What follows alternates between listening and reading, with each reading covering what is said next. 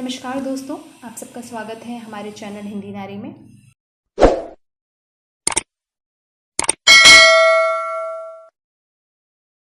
आज हम बात करेंगे असिस्टेंट प्रोफेसर पद के बारे में। उससे बहुत लोगों ने ये प्रश्न पूछा कि असिस्टेंट प्रोफेसर कैसे बनते हैं, इसकी योग्यता क्या है, क्या एसेंशियल क्वालिफ़िकेशन होती है, कैसे एग्ज़ाम होता है। तो उन्हीं सब का जवाब लेकर के आज मैं आप सबके सामने प्रस्तुत हूँ। सबसे पहले जो असिस्टेंट प्रोफेसर बनने के लिए आवश्यक है वो है पोस्ट ग्रेजुएशन और उसके साथ नेट। तो प्रोसेस पे आते हैं। सबसे पहले आपने पोस्ट ग्रेजुएशन पीजी जो भी आपने बीए ग्रेजुएशन के सब्जेक्ट से एक सब्जेक्ट लिया है और उससे आपने पोस्ट ग्रेजुएशन कंप्लीट किया है, उसके बाद आप नेट का फॉर्म भरते हैं, नेट क्वालिफाई करते हैं। ये यूजीसी यूनिवर्सिटी ग्रांट कमीशन द्वारा नेशनल एलिजिबिलिटी टेस्ट होता है, इसको आपको क्वालिफाई करना होता है। अब हम बात कर लें कि नेट कैसे क्वालिफाई करते हैं, नेट क्या है। तो नेट जो होता है वो एक एलिजिबिलिटी टेस्ट है, ठीक है, जो असिस्टेंट प्रोफेसर का एग्ज़ाम देने के लिए ज़रूरी होता है। इसे आप एमए या पोस्ट ग्रेजुएशन के पहले ईयर, अगर 1 साल कंप्लीट हो गया है तो भी आप भर सकते हैं, क्योंकि इसमें अपेयरिंग अलाउ होता है। आप उसके साथ इस फॉर्म भरिए और एग्ज़ाम दीजिए। अगर आपको नेट क्वालिफाई हो जाता है तो आपके लिए हमेशा के लिए वैलिड है, और उसके साथ एक जेआरएफ होता है, वो है तो आपके लिए 2 साल के लिए वैलिड है। नेट और जेआरएफ पे मैंने ऑलरेडी एक वीडियो बना रखा है, जो मैं इस वीडियो के डिस्क्रिप्शन में ऑलरेडी दे दूंगी कि उसके प्रोसेस क्या होते हैं, कौन कर सकता है, कैसे किया जाता है, कैसे एग्ज़ाम होते हैं, ये सारी चीज़ें उसमें बात की गई है, ठीक है। तो सबसे पहले आपको नेट करना आवश्यक है। नेट आप एमए के फर्स्ट ईयर में भी कर सकते हैं और एमए ख़त्म होने के बाद भी आप इसके लिए फॉर्म भर सकते हैं। आप एक बार नेट क्वालिफाई कर लेते हैं, ये साल में 2 बार होता है, 2 बार ये परीक्षा होती है। ये आप दूसरे वीडियो में आप पूरी तरीके से देख लीजिएगा। तो एक बार आपने नेट क्वालिफाई कर लिया तो इसके बाद आप असिस्टेंट प्रोफेसर पद के लिए फॉर्मली औपचारिक रूप से एलिजिबल हो चुके हैं। अब आपको क्या करना होता है, 2 तरीका होता है, एक तो कॉलेजेस में और दूसरा यूनिवर्सिटी में। तो हम बात करते हैं पहले कॉलेज में कि कैसे होता है कि कॉलेज में जैसे हमारे यहाँ उत्तर प्रदेश में यूपी पीएससी उत्तर प्रदेश लोक सेवा आयोग इस लिए कंपटीशन करवाती है। जीडीसी की गवर्नमेंट डिग्री कॉलेज की परीक्षा करवाती है, जिसमें एमए और नेट एलिजिबिलिटी होती है। अगर आप ये एमए हैं और नेट क्वालिफाई हैं तो आप ये फॉर्म भर सकते हैं। अब बहुत ही प्रश्न आता है कि एमए में कितना परसेंट होना चाहिए, प्रतिशत मार्क्स है। तो सामान्यतः एमए में 55% मार्क्स होने ज़रूरी हैं, नेट के लिए भी और ये कॉलेज में फॉर्म भरने के लिए भी।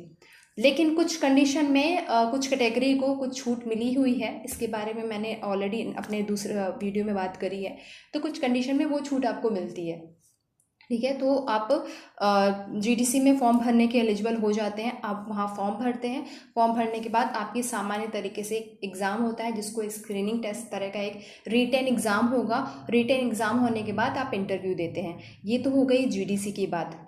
इसी तरीके से यूपीएससी के भी एक एग्ज़ाम कराता है, उत्तर प्रदेश हायर कमीशन जो है वो भी एग्ज़ाम करवाता है असिस्टेंट प्रोफेसर के पद पर, ठीक है। असिस्टेंट प्रोफेसर के पद के लिए वो भी एग्ज़ाम कराता है। वहाँ भी सेम आप अपने संबंधित विषय में पोस्ट ग्रेजुएशन होने के साथ साथ उसी विषय में आप नेट क्वालिफाई होने चाहिए। ये दोनों अगर एलिजिबिलिटी है तो आप वो फॉर्म भरने के योग्य हो। उसके बाद वो रिटेन एग्ज़ाम लेते हैं। रिटेन एग्ज़ाम के बाद एक इंटरव्यू होता है और उसके बाद आप असिस्टेंट प्रोफेसर बन सकते हैं। बहुत से लोगों में कन्फ्यूज़न होती है कि पीएचडी भी होना अनिवार्य होता है कि नहीं, पीएचडी करने के लिए नेट असिस्टेंट प्रोफेसर बनने के लिए पीएचडी होनी चाहिए। ये बहुत सारे मिथ हैं, लेकिन सामान्यतः जो बात है कि असिस्टेंट प्रोफेसर बनने के लिए पीएचडी होना अनिवार्य नहीं है। पीएचडी एक डिज़ायरेबल क्वालिफिकेशन है। बहुत अगर है तो अच्छी बात है, आपको वेटेज या फिर प्राथमिकता कुछ ऐसे मिल सकती है, लेकिन वो कोई एसेंशियल क्वालिफिकेशन नहीं है। एसेंशियल क्वालिफिकेशन आपकी असिस्टेंट प्रोफेसर बनने के लिए है पीजी 55% अंकों के साथ और नेट क्वालिफाई होना ज़रूरी है। ये हो गया आपका जो कॉलेज में या फिर गवर्नमेंट जो वैकेंसी निकालती है जिस पे रिटन एग्ज़ाम होते हैं वो। दूसरा एक होता है यूनिवर्सिटीज़ वगैरह में। तो यूनिवर्सिटी वगैरह में ये मिथ ज़्यादा है कि पीएचडी होनी चाहिए असिस्टेंट प्रोफेसर बनने के लिए, लेकिन वहाँ पर भी पीएचडी होना अनिवार्य नहीं है। ये बात और है कि अलग अलग यूनिवर्सिटी का अपना अपना कुछ क्राइटेरिया होता है। वो चूँकि वहाँ रिटन एग्ज़ाम नहीं होते हैं, तो कैंडिडेट शॉर्टलिस्ट करने के लिए एपीआई स्कोर होते हैं। एपीआई स्कोर मतलब एकेडमिक परफॉर्मेंस इंडिकेटर, ये स्कोर होते हैं। इसकी एक समय सारणी होती है, इस पे हम एपीआई पे हम अपने दूसरे वीडियो में बात करेंगे।